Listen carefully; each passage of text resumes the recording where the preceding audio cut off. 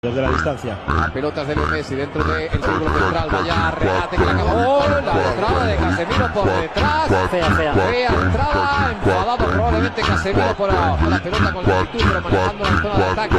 Ahí está Sergio Roberto. Ahora viene la velocidad. Leo Messi, que recorte. ¡Qué golazo de Leo Messi!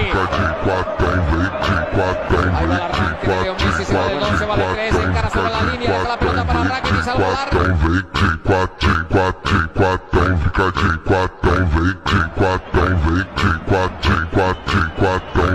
Así es, se va, falta y cartulina sin duda para Sergio Ramos, que se va a disculpar.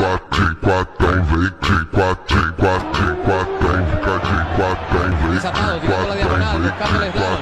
En la frontal el disparo, le sale el paso Carvajal, va a llegar la ayuda, Jordi Alba, punto de penalti, ¡gol!